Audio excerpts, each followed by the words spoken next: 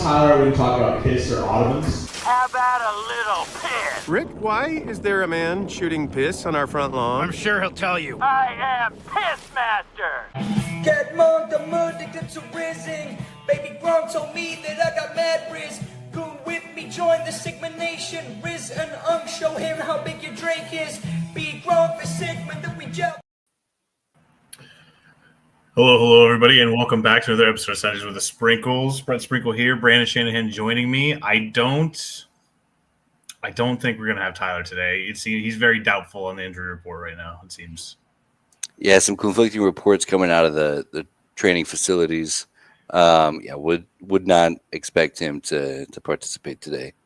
Still hopeful for maybe a second half appearance, but we're thugging it out until then.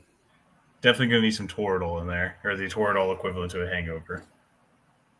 But yeah, I know I was playing. I mentioned right before we hopped on, I was playing Ready or Not with Trevor Murphy last night, and I heard him in the background, and like that's how I knew that I probably should be. You know what I mean? It's like I didn't actually speak to him, but like I heard him in the background, and I was like, okay, I don't really expect this guy in a few hours. This is going to be a problem for tomorrow.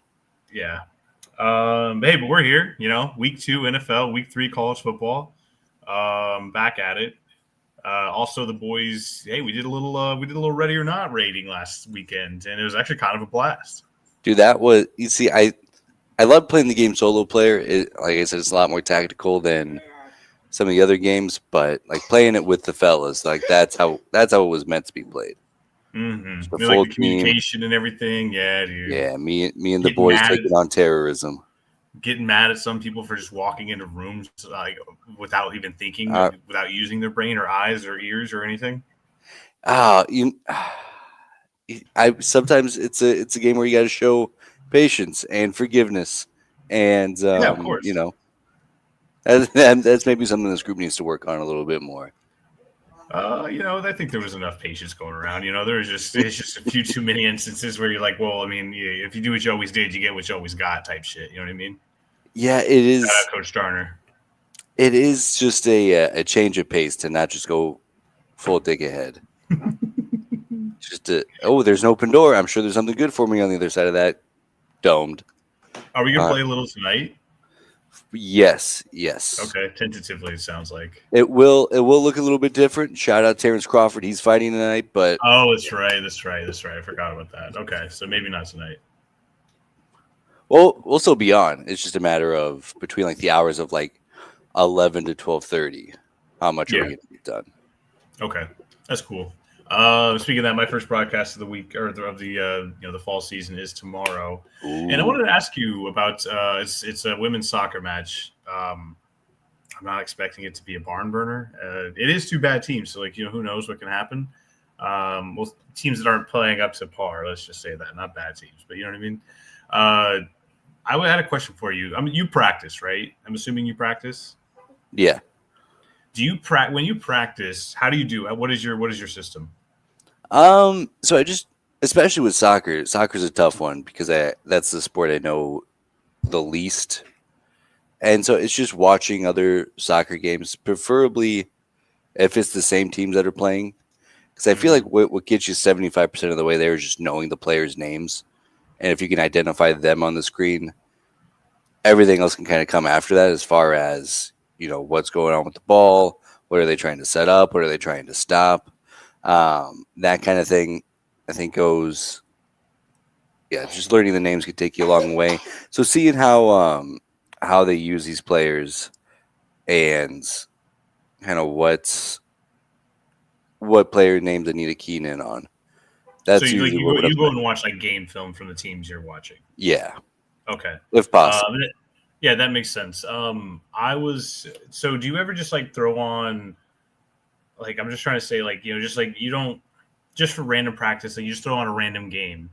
Did you ever do that? Like, say, or even just like you're playing Madden or something like that, you just kind of like do it like that? Or have you ever done anything like that? Yeah, casually. I mean, at this point, it's more of just like that's kind of just the ongoing dialogue in my brain when I'm watching sports. Mm-hmm. It's just how would I call this? And I was listening to Kyle Crooks, the new Nebraska play-by-play guy. There's a Twitter account that will stitch the TV broadcast to the radio broadcast. So Mhm. that helps as well. Just trying to see what a pro like that does and how he sounds Yeah. and how he breaks down the game. Because I was thinking, because I do have to do, like I said, soccer tomorrow, first game of the season. I was going to do some practice today. I was thinking of just pulling up a random game, and I guess the question I'm really trying to ask you is like if you were to pull up a random game, would you really care? Like, say it's not even two teams you're calling, right? But would you even care about the rosters at that point? Would you just try to focus on like location and direction, location and motion type shit? Like, you know what I mean? Yeah, that's a good point. Yeah, I would treat those as two separate areas of prep. Where like if you Mhm. just turn on a soccer game and kind of let the game flow and get back Yeah. into the see that way. Because now that I'm thinking about it, when the football season started this year, game one was a disaster for everything I had prepped. None of it worked. So we were just going straight from the dome, winging it Hmm. from kickoff to the final whistle. But yeah, even some of the things that I think that I would have gotten right and gotten better. Shout out Corlin. Yeah, he's got a Hell cough. yeah. Hell Hell yeah, yeah. he's got to get it all out. This guy's being dudes. That's a real man right there. But even like the things that like I thought I maybe didn't have to have prepped as far as like the technicality of it, kind of breaking down the flow of the game, that was a bit rusty. Hmm. I'll admit. So yeah, I think that's a good thought process. Is just get some ball on the TV and just start going through it. Well, because like, I also noticed, like, especially with soccer, like, I don't know the press box you've been working in, but sometimes it's difficult to spot who has the ball, especially right away. It is tough. The field gets So, so like, yeah, and like you said, like when you watch the film, you could see, it really is kind of uncanny the way you can recognize somebody by their running style just by watching them for maybe 5 or 10 minutes. You know what I mean? And so that definitely helps with soccer. And so I figured, like, if you do something like the way I described, like say you just turn on a Tottenham versus Man City game and you start calling that, you don't know any of the players, you're just focusing on ball and you're focusing on movement. You know what I mean? So it kind of helps you fill in the gaps while you're trying to figure out the name of the person who has the ball. You know what I mean? Because you could say things that kind of like make it seem like you know what's going on, and then you figure it out, and then it kind of just flows out of you. I feel like that's what kind of the best ones do, I think. for sure. So that's the reason I kind of bring it up, because I was thinking about that as maybe a process to get into. And that is an interesting point, bringing up somebody like Man United and like that high level of soccer. Because I mean, shout out George Mason. We love the George Masoners. Green and But gold. Yeah, I mean, the Patriots. level of skill and strategy that goes into one of those Premier League games, it'll feel like you're watching it in slow motion. I'm sure once you go live. Yeah, true. Yeah, and to your point there, like, yeah, that definitely helps. Something, it definitely helps you out too. When you're doing a game that's so fast, and again, then you do obviously a slower product. Yeah, it's kind of keeps you up to pace a little bit. Yeah, so that's interesting. That was just my question as I get ready to prep this game tomorrow. It is George Mason, you're right, versus American University. George Mason just picked up their first victory of the year last time out up in Baltimore. Fuck, who did they play? I just had this. This is embarrassing. I think it was Towson, but I can't be sure. Loyola. It was Loyola. So shout out George Mason. George Masoners. So you've been doing high school football, correct? That's right. How has that been going? It's been awesome. I mean, the production that they put on is really high level. They have like a whole student broadcast department at the school. So they have a control center, for home games, usually 2 or 3 cameras, graphics, replay. I mean, it's a really high level production for a Class 4A school in Texas. And so, do they hire contractors, a la you, to be play-by-play, or like do you just work for the school in that sense? No, I am. Yeah, I'm treated as an independent contractor of the school district, which is a different change of pace. Because typically they'll contract through a company, and then that company will contract with me. So the checks will come from Champion Sports Radio as opposed to, the school district. So that's a different tone. Is that do you like that better? Or do you like that worse? Or you're just getting used to it? How do you feel? I mean, it is what it is. There's a little bit of paperwork at the beginning to get set up as a district vendor, but It's it's nice because they get paid before the end of the season. This year, where last year was like, all right, we'll get you right at come November. That's tough. Actually, working 3 months no pay. Yeah, Eventually that's you tough. get paid, but yeah. But overall, I mean, it's been a good year. We're adapting a lot as trying to figure out how we like to. Because another key difference with a 4A school is that they typically don't have somebody keeping official stats accessible to me. So I've been trying to figure out a way to keep my own stats. All right. While also keeping up with the game flow and That's stuff tough. like that. So you only get a limited space in these booths if you get a booth. I'm well aware. I'm well aware. So it is tough to condense all of that into a laptop and an iPad. Yeah.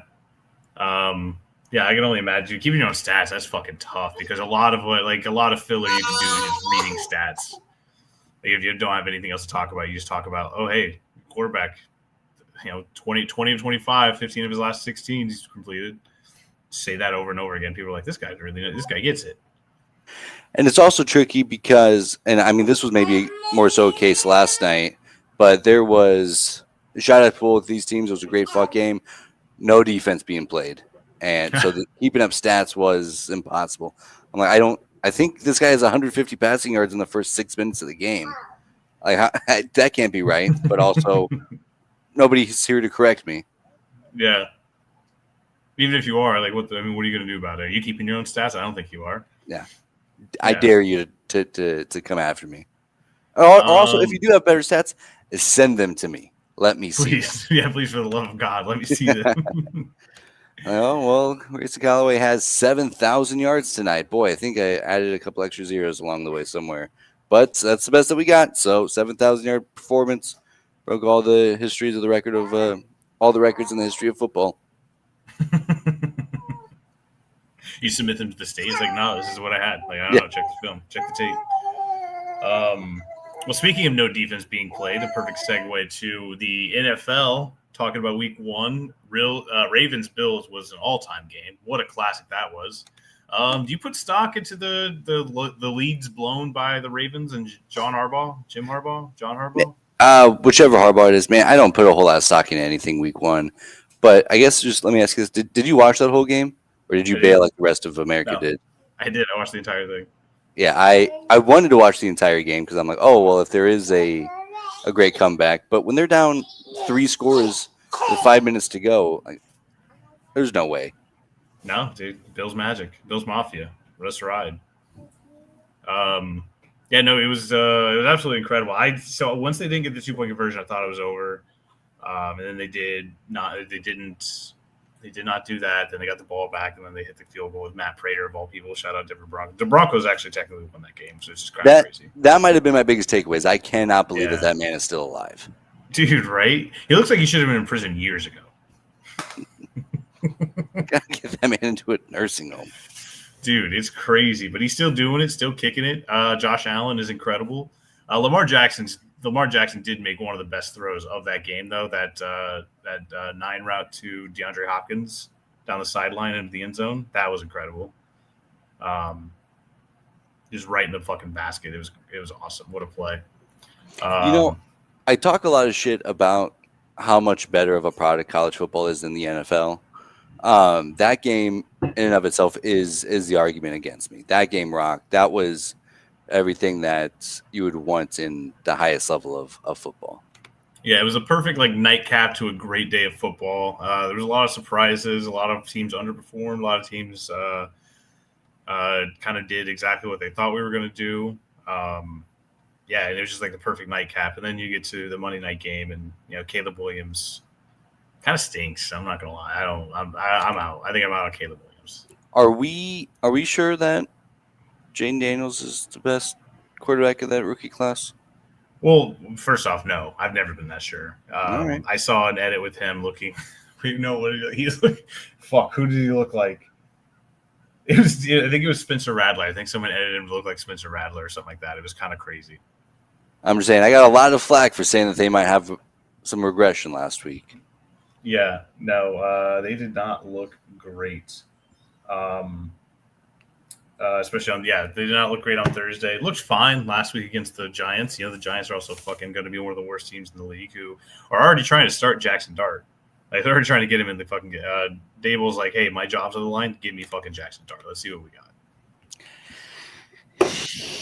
Yeah, it's why I'm just confused. Like, how do people keep thinking that Russell Wilson's going to be the answer? Dude, no, because nobody's let him cook yet. Everyone just keeps fucking giving him the spatula, but nobody turns up the heat.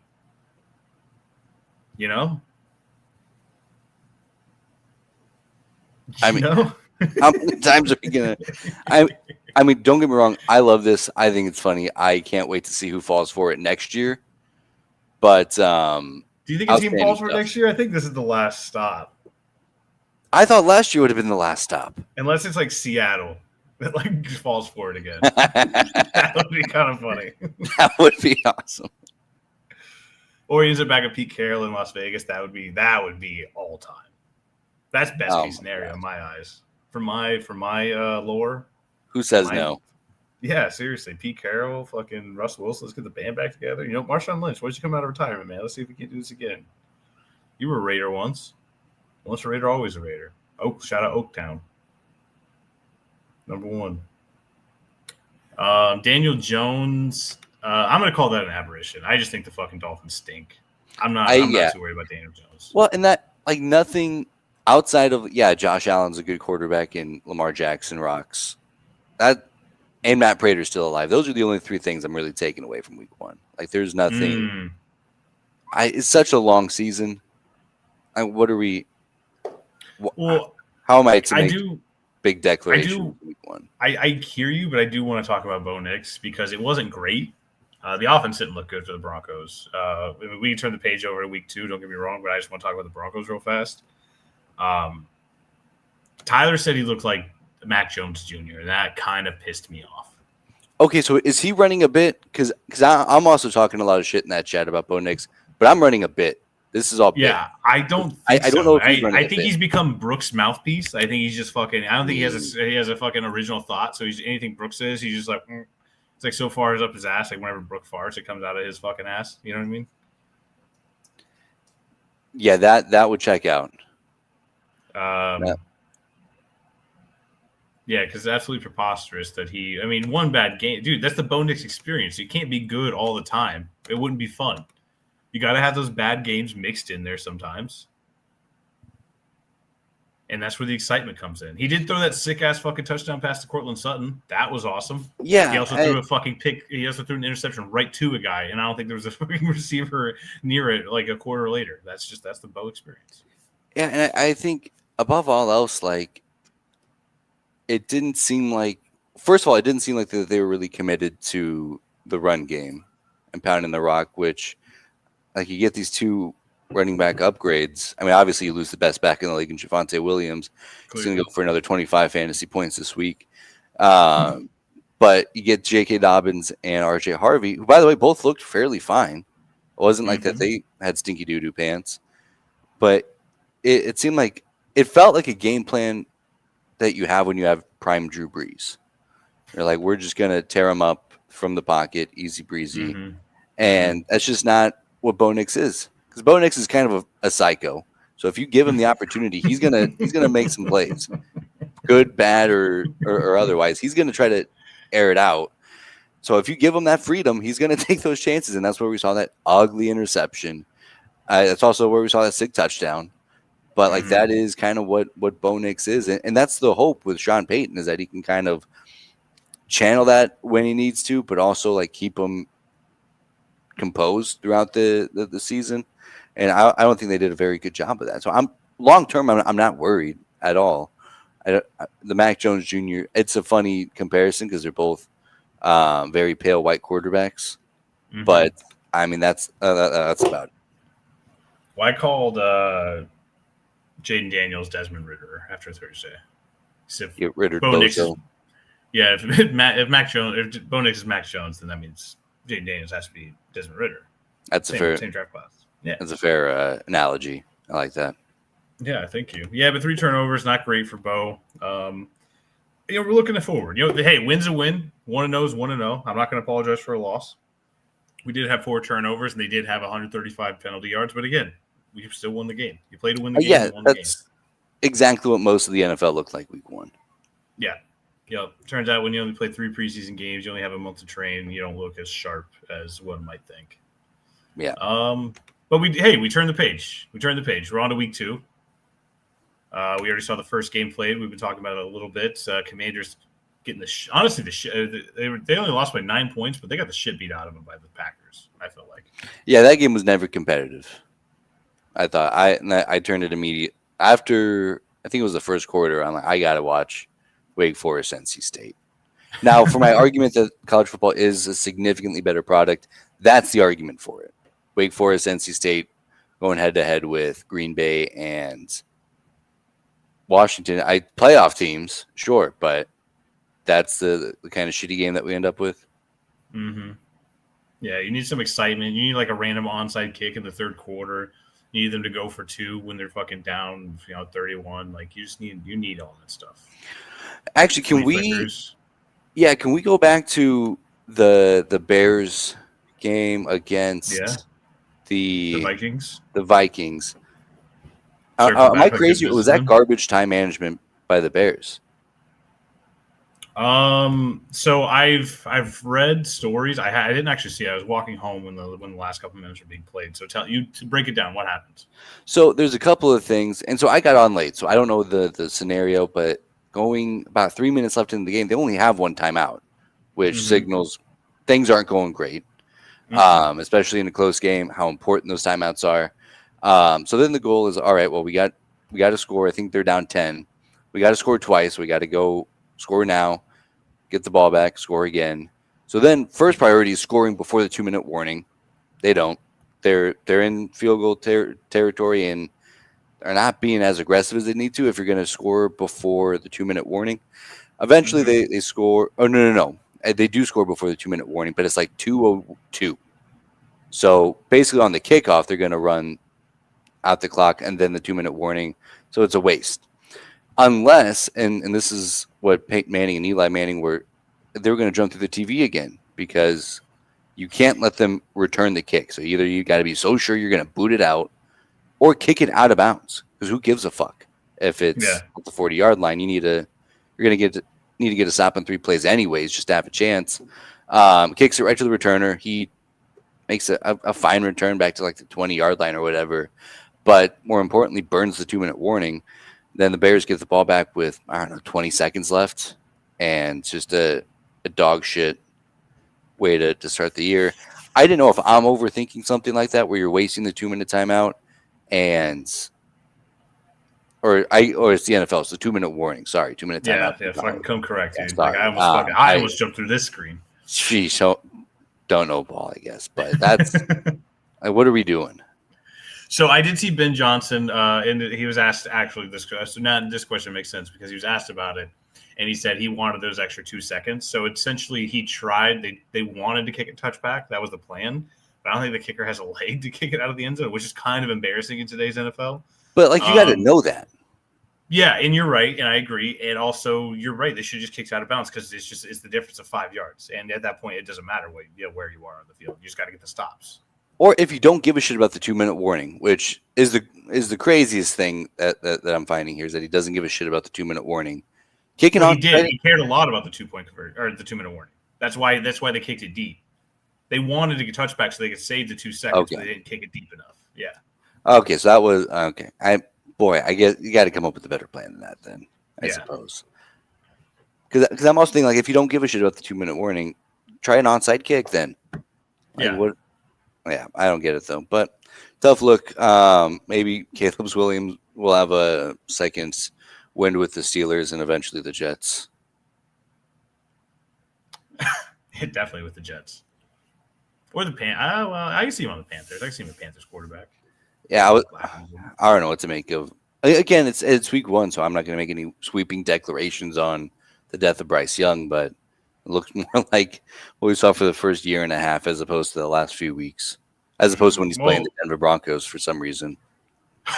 Well, when when you give away two of his favorite targets when he started doing well, that's never going to bode well for a quarterback's confidence in his wide receiver core. Because they gave away Adam Thielen and they gave away it was a tight end, I think, but this is his top two targets, and they just later. See ya, bozo. Yeah. You're liking Bozo today. You're a big Bozo guy today. That's Big crazy. bozo, dude. It's such a good insult to call somebody a bozo. Yeah, because what do you say? That you just get okay, fuck you. You know what I mean? What do you even say? It's not offensive. So we're not gonna. Yeah. You're not gonna fight me over it. It's what the fuck? Can I help you? So week 2, Broncos are playing the Colts at the Colts. The league leading Colts. Daniel Jones, best quarterback in the league. Those Colts. Who's the owner? It's Jim Irsay's daughter. What's her name? Jessica Irsay. Colts owner. Jamie Irsay. Wow, this fucking Google's racist. That's crazy. It's Carly Irsay Gordon, or it's one of the Irsays. One of the Irsays is down on the sideline with the headset on, listening to the coaches, and I think that's just a smart move. You know what I mean? Yeah, that's exactly what I would be doing if I was the owner of an NFL team. Mm-hmm. I don't want to be hands on and pushing buttons like Jerry Jones is, but yeah, I paid $5 billion for this team. Well, I guess you didn't pay the $5 billion, but I want to suit up for the game. Actually, suit me up, give me the helmet with the comms, and let me suit up. Give me the green dot. All I want is the green dot. That's all. Even if that means our quarterback has to go without it because of NFL rules, only a certain amount of helmets. Yeah, give it to me. We'll do hand signals again. That's fine. Yeah, as long as I have the green dot. But and honestly, I might call. I'll definitely call a play if I had the headset on. You know what I mean? Hey guys, I think I got something perfect for this. Let me get one. Yeah, let me get one. This one's me. I get 3 a game. This one's me. I'll have my assistant relay directions to the coach, hey, Brandon's going to try to call some plays. Don't let him. He's going to keep trying, but don't let him. And then so the whole game was hey, coach, I got one. Let me get this one. Called Daniel Jones over to me, all right, here's what we're running. Have the coach step in. Try to sneak one in there. I think that's the goal. Just run trips right mesh. Just run it, dude. It's like the Madden play. I just show him a Madden play. Hey, run this. Who says no? So hopefully the Broncos look a little bit better. I do. Yeah, I do like the move of the owner wearing the headset. It's fucking awesome. Bengals only had 7 yards of total offense in the second half against the Browns. They're taking on the Jaguars this week. That's a crazy stat. Was it 7 or 17? I think it's 7. It was something crazy. Yeah, it wasn't great. What is happening with Cincinnati where they don't ever start off the season like a not dog shit football team? They did the same thing last year. 1-0 is 1-0. 1-0 is 1-0 though. You know what I mean? They won. It was the same, and I don't know. Maybe I'm just more tuned into. No, you're right. It's been the same. Team. No, it's been that thing. It's been 4 or 5 years now. I think Joe Burrow's won 2, maybe 3 games within the first 2 weeks his entire career, his entire 6-year, 5-year, 6-year career, whatever the fuck it's been. That's crazy. And winning game ones is hard, but why do they always look like shit? Mm-hmm. Why is he always QB 24 in week 1? For the first few weeks, by the way, last week I think week 2 they lose to the Patriots, and week 2 or 3 just an average football team, which I think the Bengals think that they at least are, don't look as bad as they did. What are we doing? Why does this keep happening to me? Why do I have to see Justin Fields pop off in week 1 every goddamn year, and Joe Burrow gives me 7 fantasy points every goddamn year? Every goddamn year. It's almost like you would have learned your lesson by now. It's like a trend. I guess so. Maybe that's why I get so much flack. I'm this is the perfect formula is week 1 through 4 Justin Fields, then week 6 on Joe Burrow. Maybe that's the formula.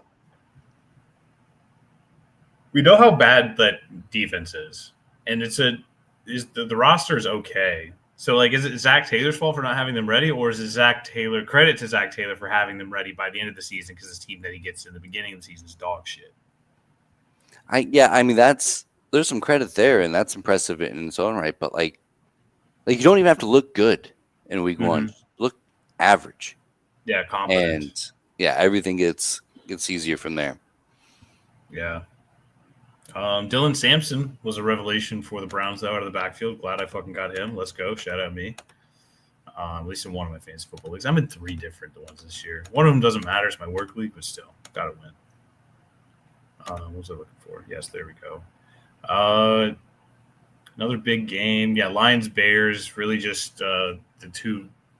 I mean, this is going to be the battle for last place in the division, I feel like. I guess so. I mean, can somebody save Caleb Williams or? He had 58 rushing yards last week. That's kind of crazy. He's the leading rusher going into this game. It was so disappointing watching that game because I feel like Caleb Williams, if he reaches his full potential, is so sick as a quarterback. And J.J. McCarthy, if he reaches his full potential as a quarterback, which is looking more likely based on that last 15 minutes of that game, is so just, man, we have 8 J.J. McCarthys in this league. Mm-hmm. I really wanted Caleb Williams to pop off. Yeah. I think J.J. McCarthy's ceiling is Blake Bortles. That'd be cool. That'd be neat. Yeah. That'd be cool.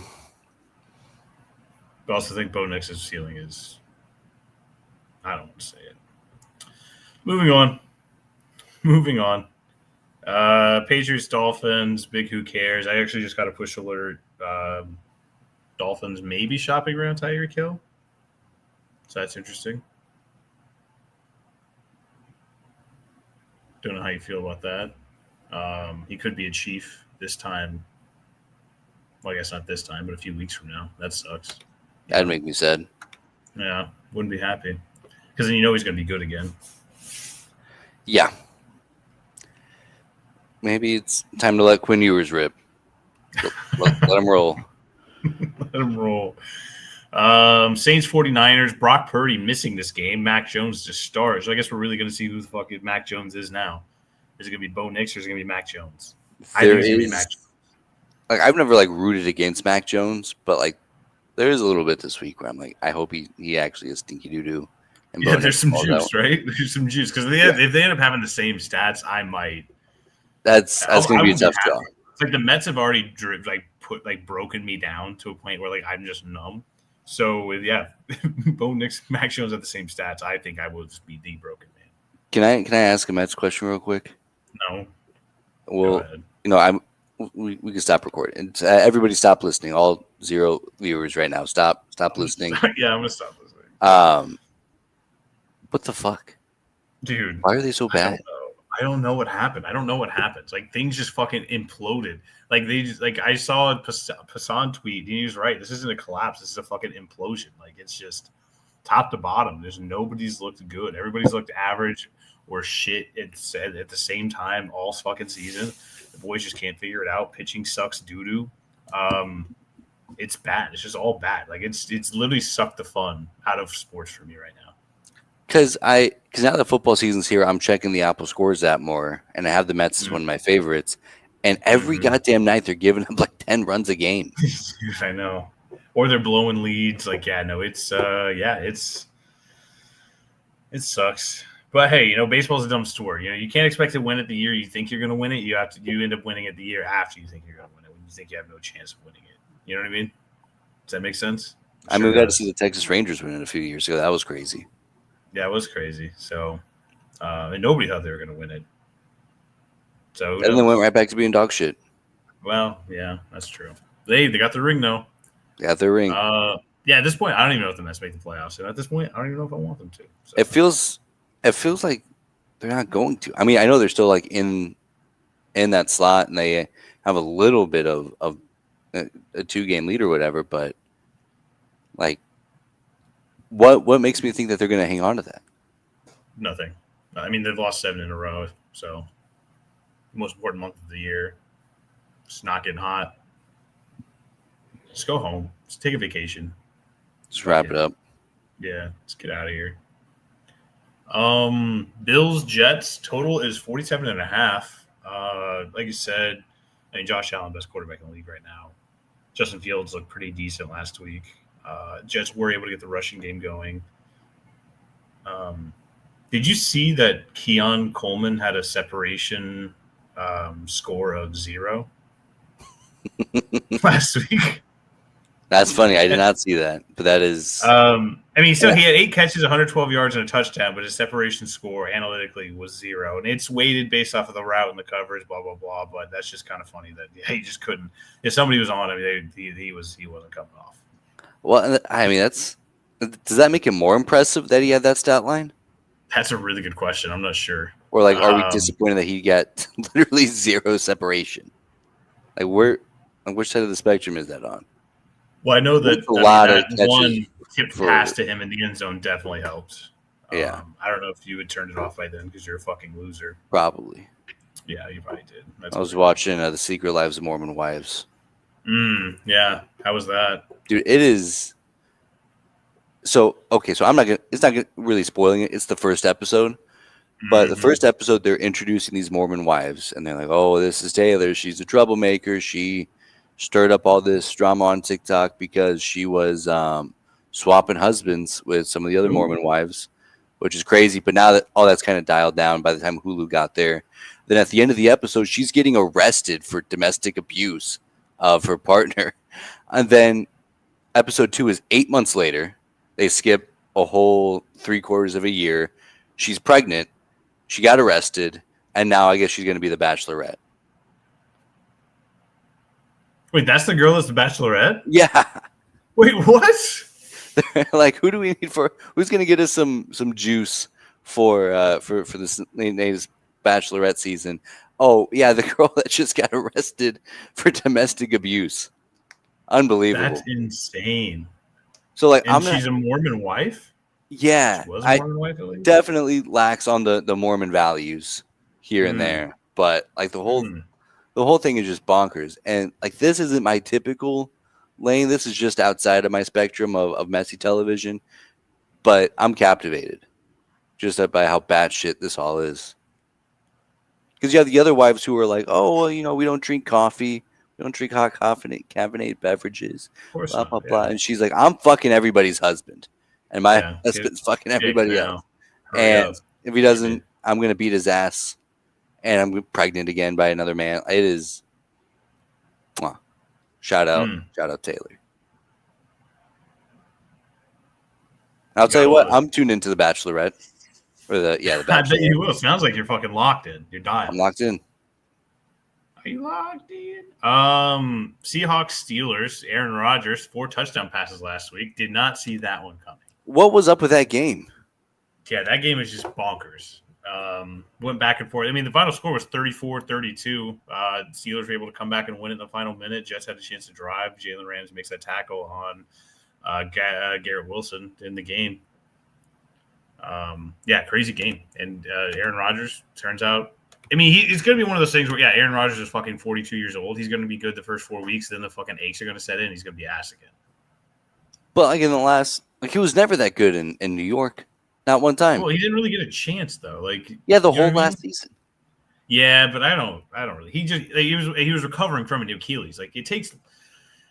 If we know anything, like, you can play 9 months out of it from Achilles, but you're not really the same until it's like 2 years removed from the Achilles. So I even think Kirk Cousins probably looks better on the field now than he ever did last year too. That's why I think if a team were to go trade for him, I think they would get a steal. Like, I think people would knock on Kirk for no reason. The Bears. Yeah, I guess that's true. I guess I just attribute it to him being a quarterback for the New York Jets because I've never seen a good one of those in my lifetime. But then Justin Fields on the other side of the field proves that. Chad Pennington? Tell me you're not a Chad Pennington guy. I guess not. Birdie? Come on, man. You say you haven't seen a Hall of Fame quarterback as a Jets QB?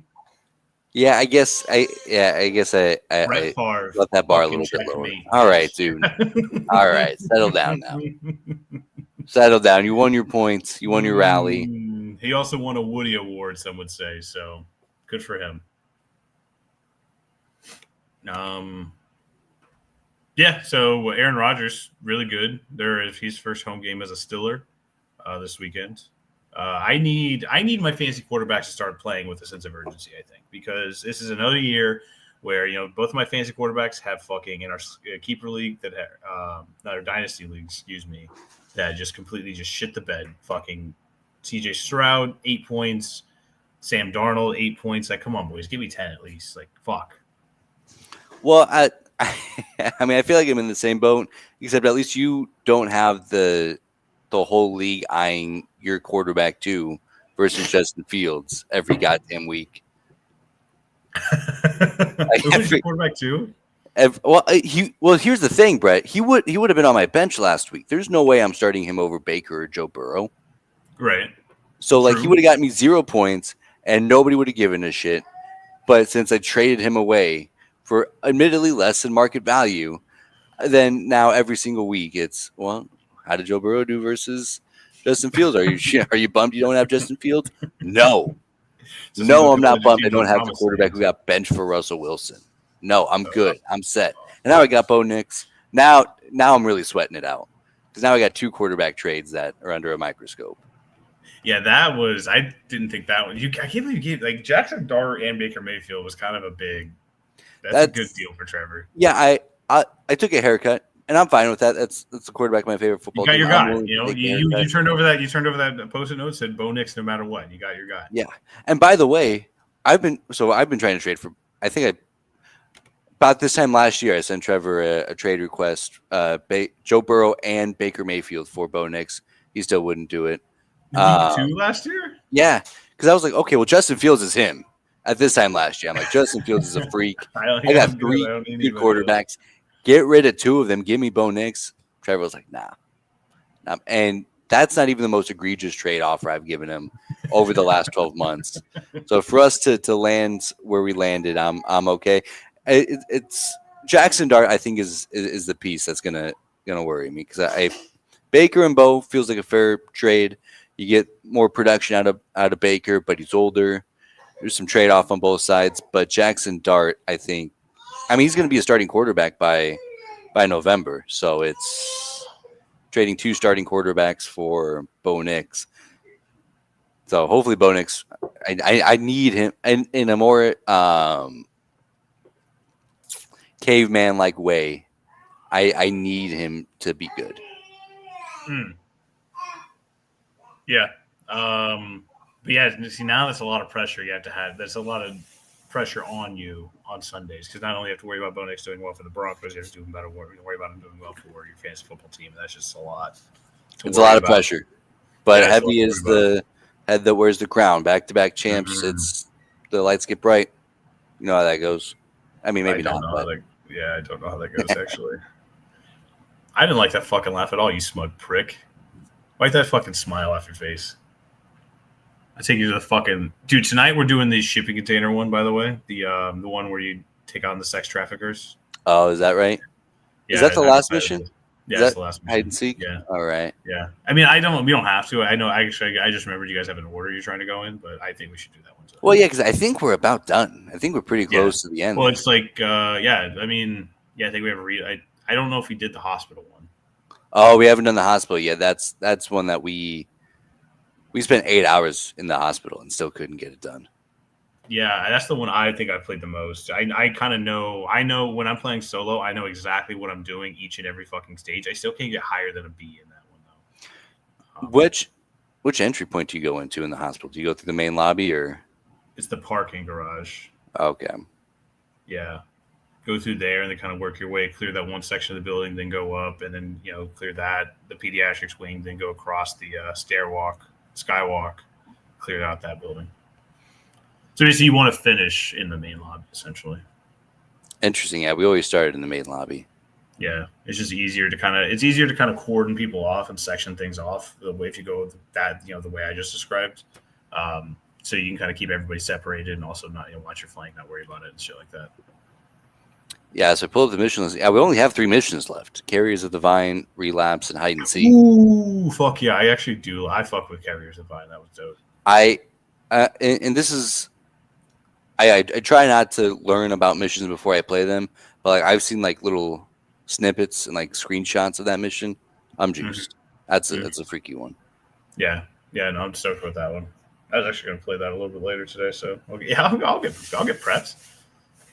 I've only played that one once. I've only played the shipping container one once, or the shipping port one once. Most of the DLC I played pretty much twice, except for the oil rig. Oil rig's fucking tough. Maybe that's what we'll end up on. Because yeah, we're gonna finish this game today. Like we're gonna get through all of these fuckers. Oh, the last 3 missions. Well, we still have the DLC too. Yeah, we still have the DLC. Mm-hmm. DLC has one. Well, one of the first ones. I think it's one of the Los Sueños stories. Is you raid a fast food restaurant that has a gang war happening inside of it. So that's kind of cool. Oh, that's pretty sweet. Because I was curious about that. I'm like, do the DLCs still have that same kind of intense lore that the main missions do? Oh yeah. Actually, some of them, the at sea ones or whatever the fuck it is, they have it's an entire storyline where the oil rig one actually. So you know how when you're in the main lobby of the police station and there's all that fanfare, confetti, and there's that podium. Yeah. Well, that's the lore that goes with Leviathan. The oil rig mission is apparently they stage an attempted assassination on the governor of the state that Los Sueños is in, California, we assume, in order to take over an oil rig it with explosives and kill everybody in order to cause an oil spill in the ocean. But get this, they're environmentalists. So that sounds about right. Yeah, don't get it, but yeah. So yeah. So there are, long story short, there is lore. There's another one called Lawmaker where like it's a home of a senator that's being they're taken hostage. You have to go and clear it out. It's kind of like panic room type shit. So that one's cool. Like that one a lot. So yeah, there's some cool ones in there. I love this Oh yeah, dude, it's fun. It's fun as fuck. Wrapping up the week, Eagles Chiefs Super Bowl rematch. Patrick Mahomes unfollowed the Chiefs. Now, granted, whoever typed that in spelled Chiefs wrong, but I'm willing to run with the narrative. I'm willing to run with the narrative. Maybe instead of the Dolphins trading Tyreek Hill away, they're going to trade for Patrick Mahomes so they can start tanking for Dylan Raiola. That's a good point. Yeah, you had it. Oh, by the way, I did not put 2 and 2 together last week. Whenever fucking the tight end of Nebraska got engaged right after Travis Kelce got engaged. Yeah. So that's a little conspicuous. You think you put him up to it? He's thinking, "Hey man, you got to get engaged now." Like they're looking at pictures of Taylor Swift and Travis. Like, "Hey, no, you got to get engaged." He's got a whole pin board in his dorm room where it's like, all right, here's now I got to get an ugly girlfriend. Everybody's gonna hate her, but that's fine. I don't care. Now I got to get. Now I got to buy a soccer team for some reason. And also invest in the local local Omaha Storm. Actually, that would be a good equivalent because it's the Royals too. That's exactly that would be Storm Chasers. Yeah. All right, if he buys a stake in the Storm Chasers, then I'll start giving some weight to it. Oh man, God, I want that to happen. So he does have that NIL money, man. I mean, it probably doesn't need a $300 million contract to get a stake in the Chasers. No, honestly, just buy a pack of hot dogs. I think you're in. I think you have an owner suite. You're in the owner suite. Give them away at the grocery store. Give them away shares. Like dead ass, dude, literally. So that's gonna be an interesting game, though. I'm excited to see how it turns out. I see the Chiefs coming away with this one. They're kind of pissed off. They lost week 1. Yeah, it was a close game. Eagles still one of the best teams in the league. I still think they're gonna be juiced for this game, but Arrowhead home opener, I just see the Chiefs kind of just taking this one. I agree. I think the Chiefs will bounce back. But what if they don't? If they don't, I'll be salty. 0-2. I'll be ready to. I'll have the hammer. I'll have the hammer and the nails in both hands. I mean, what's the? Hold on, because there's a crazy stat of teams that start 0-2.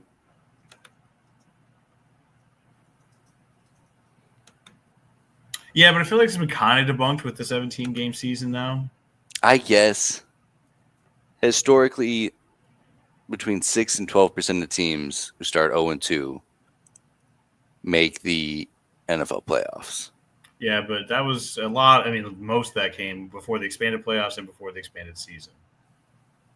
I guess. And I think the Bengals are one of the teams that went 0-2 and then went to the Super Bowl. I think there's been a few teams these past couple seasons that went 0-2 and went to the Super Bowl. I could be wrong, but I think that's happened. That has happened. Yeah. But it's just like. But for narrative's sake, yeah, it's over for the Chiefs. Because then, I mean, even if it doesn't wrap up their season in week 2, week 3 becomes a lot bigger. Mm-hmm. Week 3 becomes, I mean, when was the last time the Chiefs felt any pressure in September to do anything? Monumental, some would say. I mean, that's a big deal. Is a big deal. Who do they got week 3, actually? Let's see. Oh, there we go. Broncos have the Chargers next week. The Chiefs have the Giants.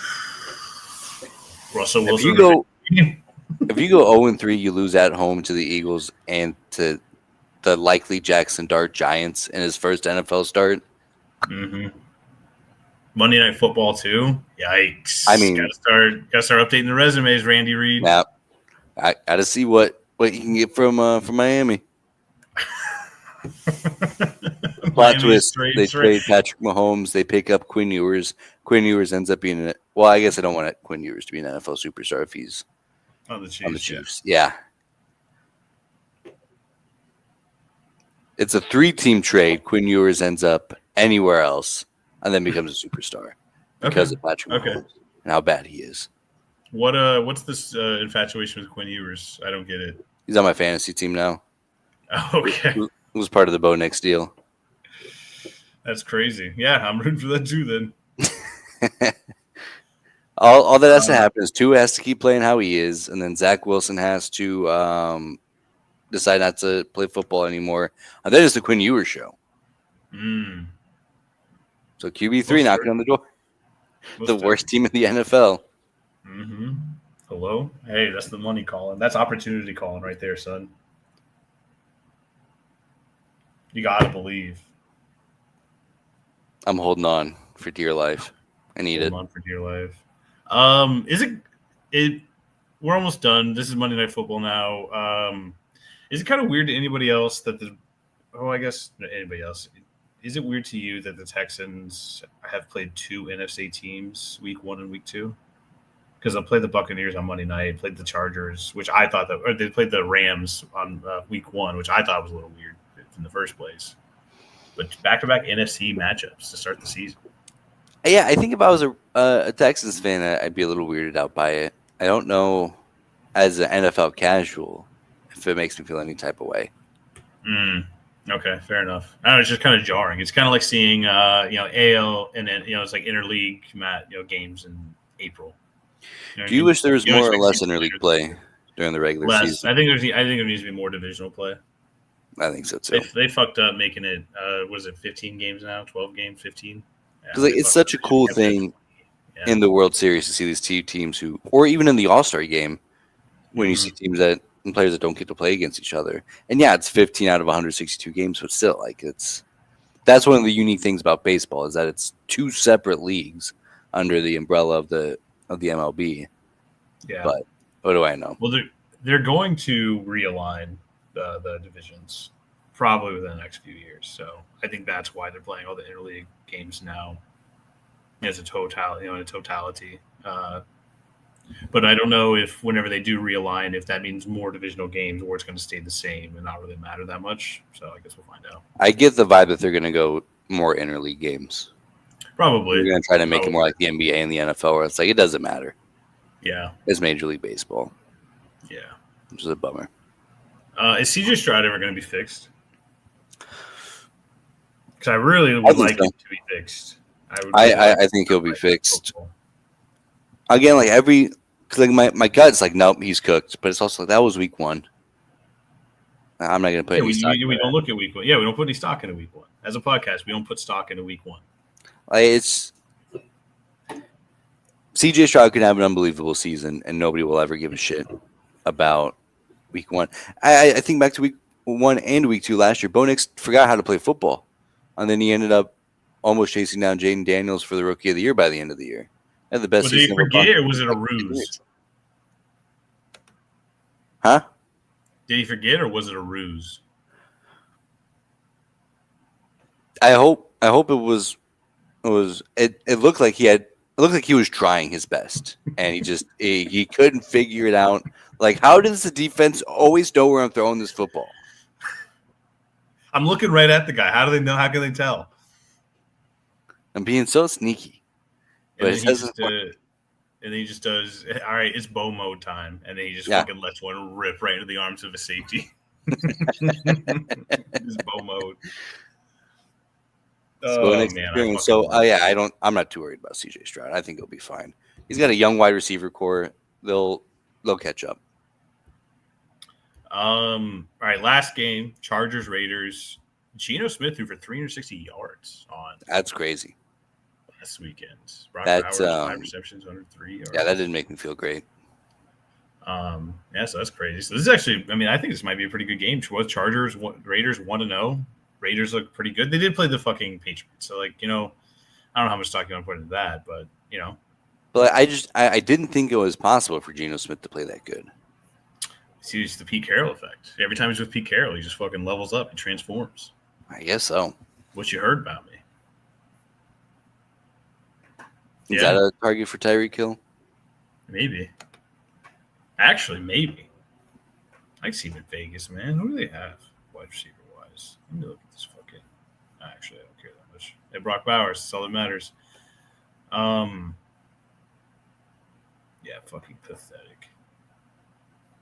And it's really kind of see if the Chargers are going to be for real this season or if they're going to regress. So this is a close game. I think the Chargers have regressed. If the Raiders end up winning it, I think the Raiders are for real. If the Chargers blow them out, I think the Chargers are for real. Does that make sense? The Chargers look good in week 1, but they played the Chiefs. So let's not crown them before they play a real team, a real contender in the AFC West, like the Las Vegas Raiders. People are saying they're an up-and-coming team. You know what I mean? Just a bunch of young bucks. Geno Smith, Pete Carroll. Nobody is saying that the Chiefs is an up-and-coming team. Not a single person. Not a single soul. I've never said that. Never once. Oh, also Quentin Johnson learned how to catch the football. Credit to him. We'll see. We'll see if it sticks. Pun intended. Yeah, he caught 5 balls last week, so that's pretty much career high. I think. It is crazy that somebody with such a fundamental problem like catching the football is back for year 3 in a prominent role. he had to take a step up because somebody retired. He's like, all right, well. Yeah, I guess he kind of just ended up being the only person there. Yeah. Like, oh shit, we forgot to think about wide receiver. I guess we're just like Quentin Johnson again.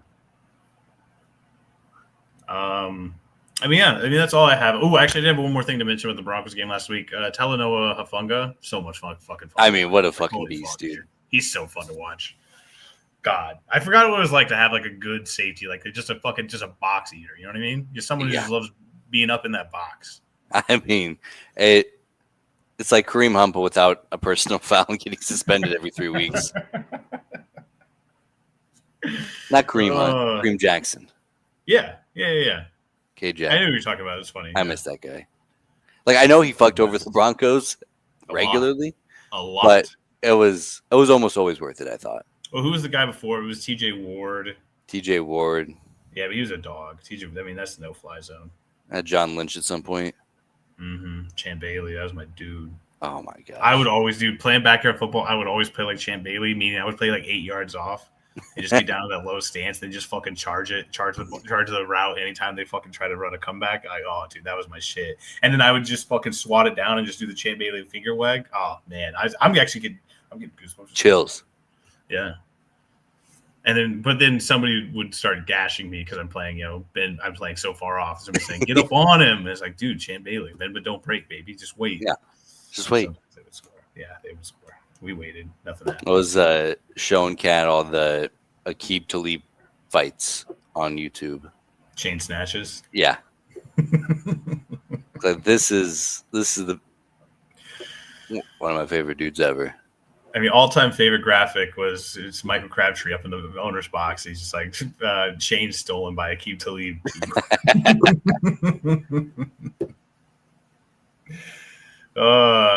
What's college football look like today? What are the games we're looking forward to? It's a fine week. Obviously, it's Terrence Crawford night. Yeah, you keep saying that. Why are you so big into Terrence Crawford? Just Omaha boy, big in the Omaha. Yeah, he's from Omaha and he loves it. He's always stayed in Omaha. He's got a lot of values that you would want in somebody representing your city. He stayed with the same trainer ever since the beginning. He's had opportunities to go to better facilities, better areas, and he's stuck with Omaha through and through. And also the thing about Terrence Crawford, it's the best and the worst thing about him is that the only thing on earth that he gives a shit about is beating the shit out of boxers. He doesn't care about money or status or marketing, so he's never been a star like Floyd Mayweather or Manny Pacquiao. But like he's just concerned about beating dude's ass. Like Canelo Alvarez tonight, he's like, I don't give a fuck. I'll go up 2 weight classes. I don't give a fuck. You take 75% of the money. I don't give a fuck. I just want to kick your ass. And that's what he's planning to do tonight. Goes up 2 weight classes, looking to be the first boxer in boxing history to be undisputed champ at 3 weight classes. He's already the first one in the 4-belt era to do it with 2 weight classes, and now he's going to go take down one of boxing's legends in Canelo Alvarez tonight. First time he's been an underdog in 10 years. It's Crawford or Canelo? Crawford. He's an underdog? Yeah. Okay. Canelo's fought in 67 professional boxing matches, never been knocked down once. That'll change tonight for sure. Terrence Crawford has put 8 guys on their ass for the first time in their career. So we'll see how it goes tonight. Ooh, that's a nice little bet. That's a crazy stat. Yeah. Because before give it to me again, I'm gonna write that one down. Before Canelo, the biggest fight of Crawford's career was Errol Spence Jr. They were going to fight, and then Errol Spence wrecked his Ferrari going 110 miles an hour. So they had to push that a little bit. And then they finally fought. Errol Spence never been knocked down. Got knocked down 3 times. Eventually got knocked out in the 9th round by Crawford. Now, granted, Canelo's a bit of a beast, but... Well, yeah, I mean, Crawford does have to go up 2 weight classes. That's considerable weight. Yeah. Or, that's not nothing. Disadvantage for sure.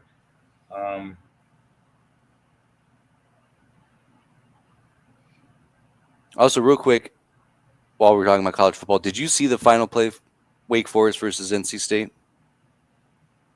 No, I didn't. Describe it might be my favorite play of all time. I was in bed watching this on the iPad, and I woke Kat up. I'm like, Kat, you got to see this. I know you're sleeping. She texted me the next day. She's like, did I dream that? Or did you wake me up to show me a football highlight? I'm like, no, I definitely woke you up. Okay, so here's the situation.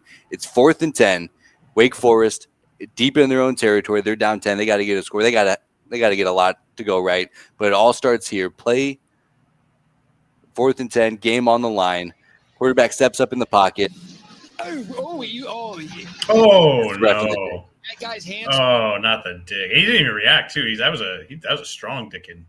That's one that'll hurt in about 5 seconds. Look, that guy's hands. But yes, that's the one you wake up Cat for. Is like, hey, you got to see this. The game is on the line here, and this is the best that he's got. Look, that guy's hands. Who's that even to? Because like that pass is way too low to be caught and taken. Nobody is in.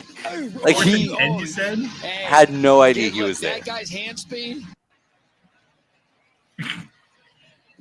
If he was, to be fair, if he was aiming for his dick, that ball's on target. Yeah, it's like Caleb Williams throwing at that net.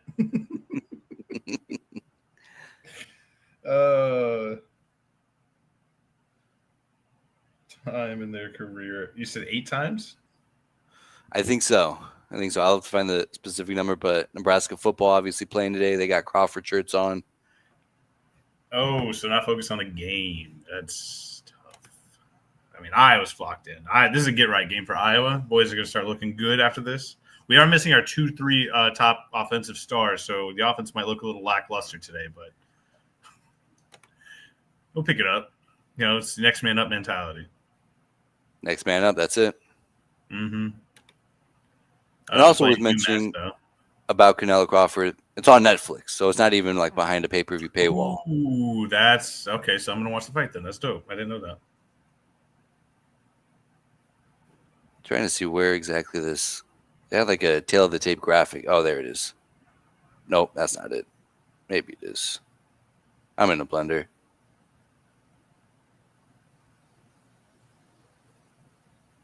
It is what it is. But either way, and it's. I was talking to my dad about this last night because I don't give a shit about boxing, but like I love Terrence Crawford so much, and he's 37 years old. This is it. This is the legacy.